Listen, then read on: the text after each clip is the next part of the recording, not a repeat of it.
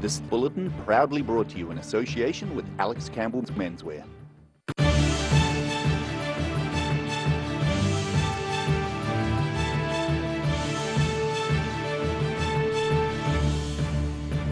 Tonight on the South Today, bells ring out in Dunedin to mark the return of the first albatross to the Tairoa Head colony. Athletes are training in Wanaka for a triathlon which is set to feature a host of competitors with different levels of ability. And a Dunedin fireplace manufacturer is exporting kit-set cooking stoves to Syria to help refugees displaced by conflict.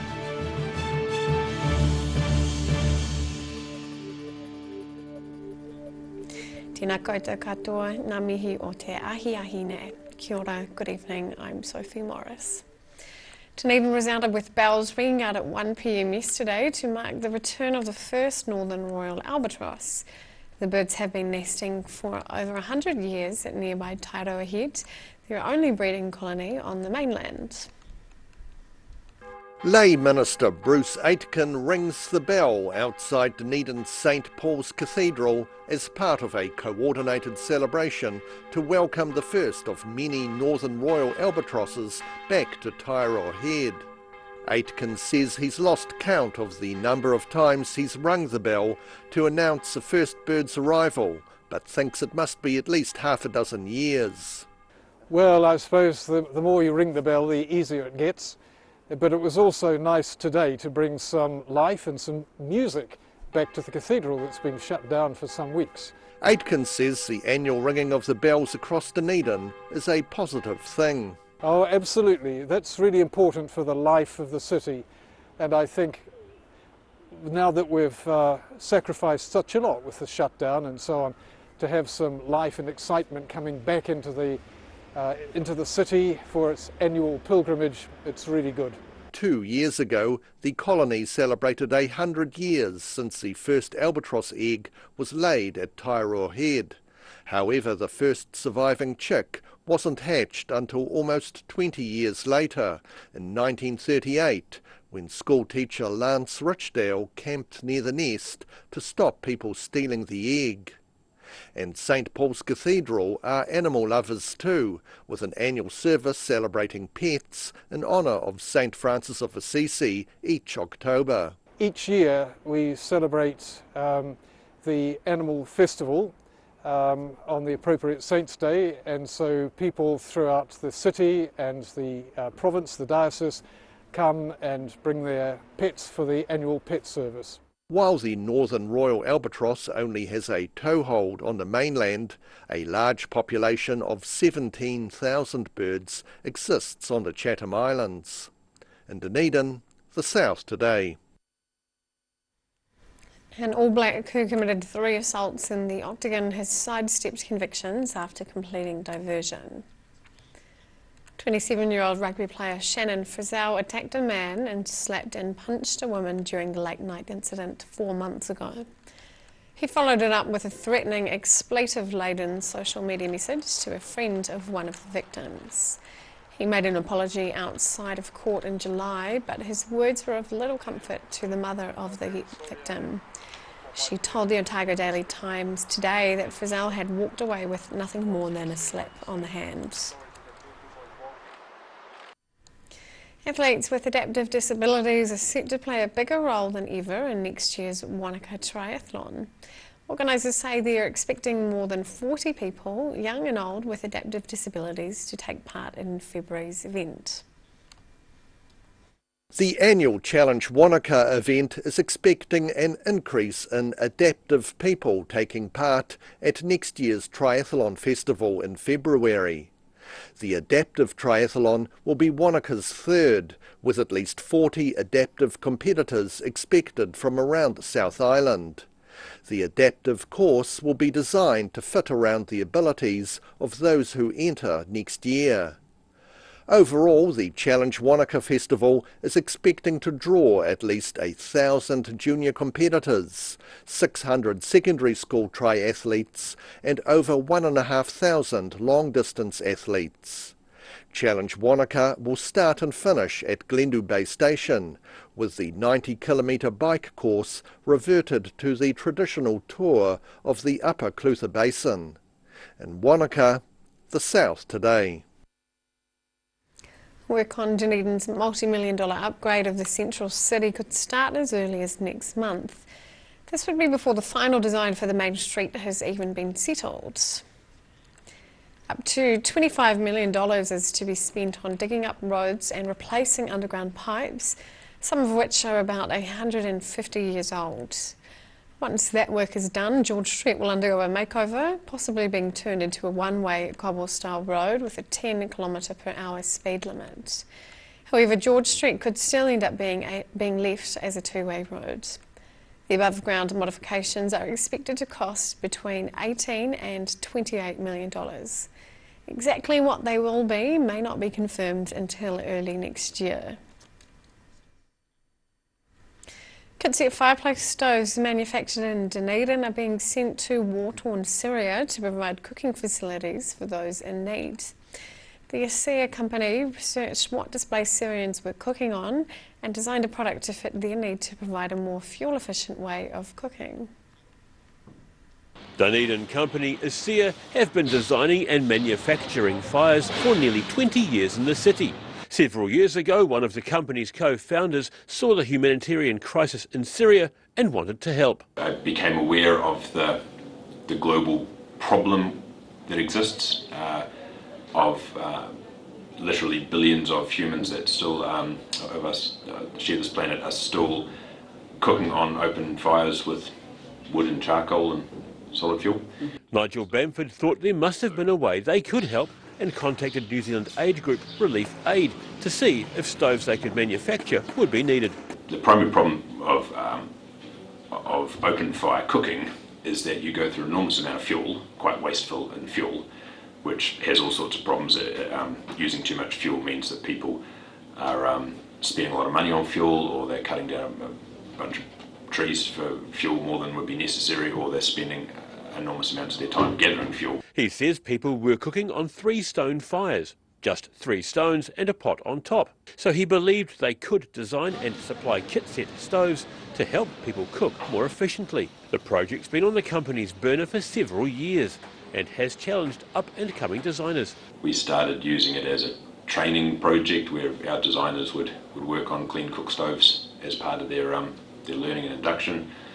And then we became quite serious about the project a few years ago and put a full-time engineer trying to design a better cook stove, because by then we'd decided to adopt it as our company's not-for-profit project that we thought we could work on and try and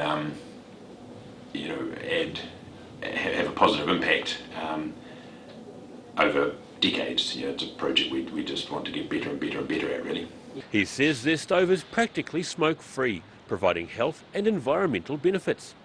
ASEA set up the concept as a not-for-profit program and called the stoves Fire for Life.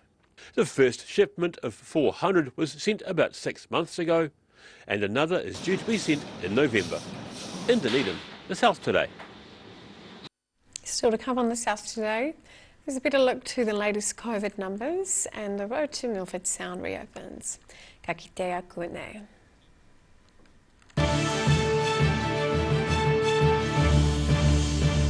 All new episodes of Put Some Colour in Your Life are now screening on Channel 39.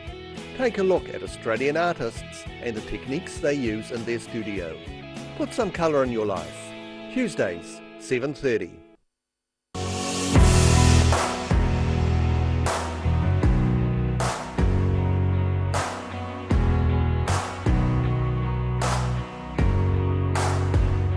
If you're at risk of developing melanoma skin cancer, you owe it to yourself to have a mole map. Mole map is coming to your area. Phone today to make an appointment. It could save your life. September is Sleeptopia, so that means it's time to wake up, Dunedin, and save money. John's taken 25 to 50% off all bedroom furniture and beds. And John knows beds. Every spring, every foam, and all the sizes in stock and available today. For expert advice and unbeatable customer service, see the sleep specialists at John's Furniture Warehouse, Stafford Street, and online. Where did you get that furniture from? Stafford Street. And my mate John. Every reason, every season, we're proud to dress the region. Alex Campbell Menswear, it fits. A poorly maintained heat pump can lose up to 35% of its output. The Mr. Heat Pump Cleaner team are experts. Their specially developed chemical wash is totally biodegradable. Call Mr. Heat Pump Cleaner and get the job done by the professionals.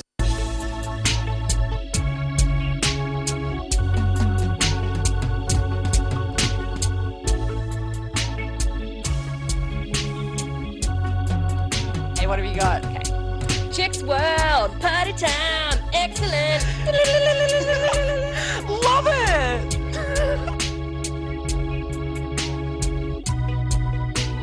Chicks World. Chicks World. Right.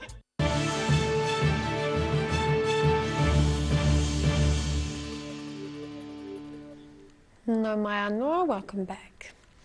There are 15 new community cases of COVID-19 in Auckland today. Dr. Ashley Bloomfield says all of these cases are known household contacts. There are 22 people with COVID-19 in hospital and 4 are in intensive care. More than 4 million doses of the vaccine have been administered. The Prime Minister says the fleet of 6 Mr. Whippy-style mobile vaccination vans will double to 12. The road to Milford Sound was reopened this afternoon after being closed for the last 6 days due to avalanche risks. The tourist highway has been closed since last Thursday, with large avalanches occurring in a number of places. The New Zealand Transport Agency says a small window opened last night for explosive work by helicopter to clear potential avalanches. The agency says drivers should take care with ice and grit still on the roads. After the break on the South Today, Dunedin Sports Hall of Fame has been thrown a lifeline, and we'll see what Tawhiri Matea, the god of the weather, has in store for Te Waiponamu.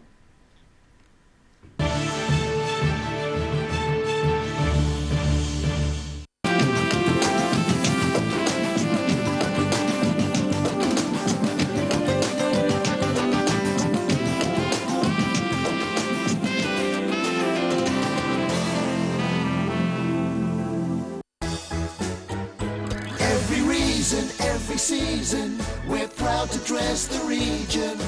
Alex Campbell Menswear, it fits. A poorly maintained heat pump can lose up to 35% of its output. The Mr. Heat Pump Cleaner team are experts. Their specially developed chemical wash is totally biodegradable. Call Mr. Heat Pump Cleaner and get the job done by the professionals. September is Sleeptopia, so that means it's time to wake up, Dunedin, and save money. John's taken 25 to 50% off all bedroom furniture and beds. And John knows beds. Every spring, every foam, and all the sizes in stock and available today. For expert advice and unbeatable customer service, see the sleep specialists at John's Furniture Warehouse, Stafford Street, and online. Where did you get that furniture from? Stafford Street. And my mate John.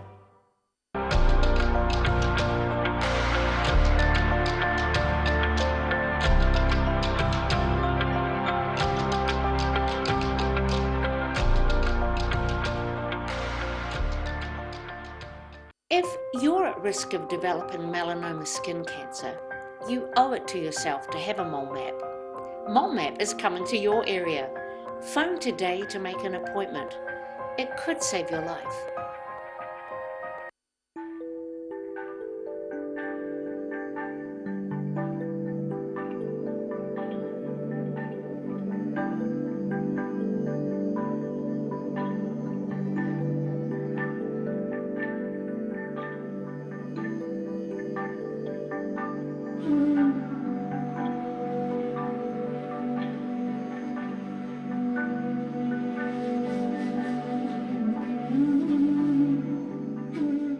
MTF Finance can help you turn the key on your next vehicle with a loan made just for you. TCs and lending criteria apply.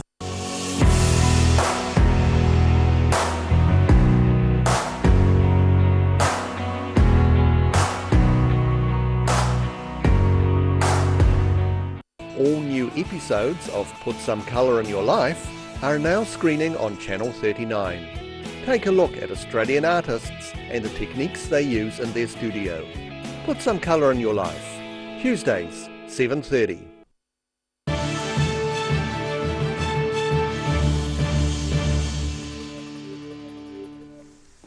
Hoki mai anō. Dunedin's beleaguered New Zealand Sports Hall of Fame has been offered a $50,000 lifeline to stay open while discussions about its long-term future continue. Before he passed away 2 months ago, businessman and philanthropist Sir Ian Edgar bequeathed $500,000 towards a new sports museum at the Edgar Centre complex. Edgar's family are now offering to divert 1/10 of that money to keeping the museum open in the meantime, in the hope that the DCC will match the offer with another $50,000. Sport New Zealand says it's open to entering discussions around investing in a revised model for the museum. However, the Edgar Centre would need to be expanded to accommodate the Hall of Fame, and the vast majority of the capital expenditure still needs to be sourced. And now recapping tonight's top stories on the South today. Bells ring out in Dunedin to mark the return of the first albatross to the Taiaroa Head colony. Athletes are training in Wanaka for a triathlon which is sent to feature a host of competitors with different levels of ability. And a Dunedin fireplace manufacturer is exporting kit-set cooking stoves to Syria to help refugees displaced by conflict.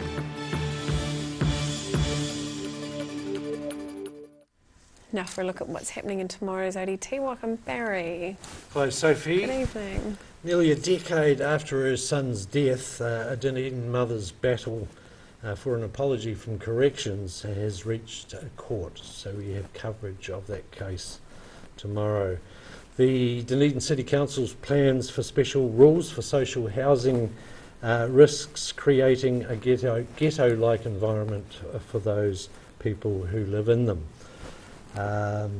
A decision not to hold the Royal Commission of Inquiry into Abuse in Care hearings in Dunedin has been slammed as a repulsive slap in the face for Southern survivors.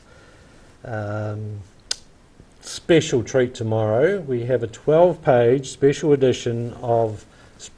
spring edition of Fresh. So nice. Look out for amazing recipes from all your favourites, Annabelle Langbein, Nadia Lim, Alison Lambert, Jamie Oliver and Joan Bishop, amongst others. So a good little keepsake there to tide you over with your spring eating. All right, lovely. Thank you, Barry. And now for a look at the weather. Tonight's weather proudly brought to you by Mole Map. Beginning with the southern view, spring blossom in Dunedin Stewart Street.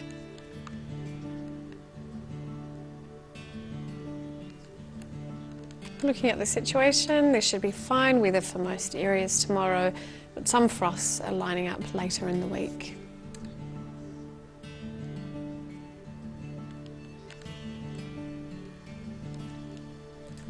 Starting at the northwest of the South Island, partial cloud with 14 degrees in Westport and sunshine and 13 in Greymouth. To the northeast, mostly sunny here with 13 degrees in Nelson and 8 in Blenheim.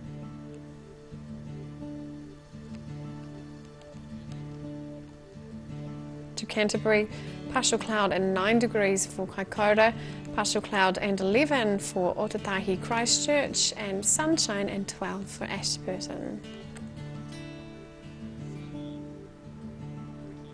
To the southern towns, the Catlins, Balclutha, Lumsden and Gore can all expect moderate westerlies with clear skies and 12 degrees.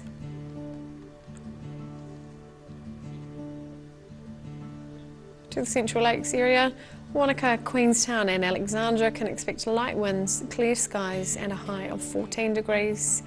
Te Anau can expect moderate westerlies, clear skies and 12 degrees.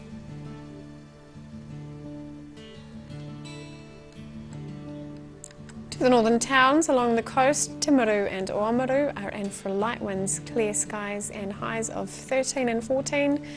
Similar inland, light winds, clear skies and a high of 12 for Twizel and Omarama.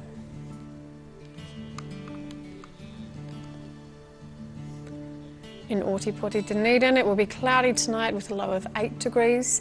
It's set to be mostly cloudy tomorrow with light showers mostly during the afternoon. It will be cold with moderate southerly winds, a high of 9 and a low of 6. And it will be cloudy and cold on Friday with light winds tending easterly, a high of 9 and a low of 6.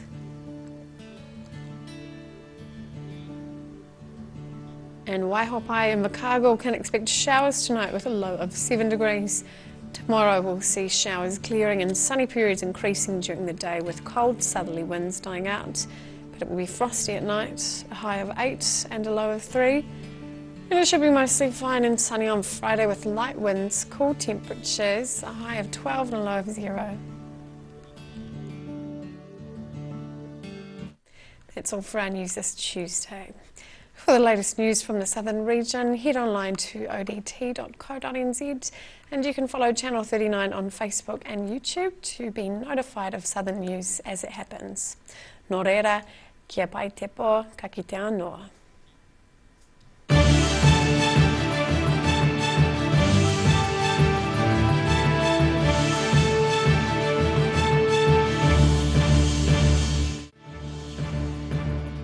This bulletin proudly brought to you in association with Alex Campbell's Menswear. Supporting local content so you can see more of New Zealand on air.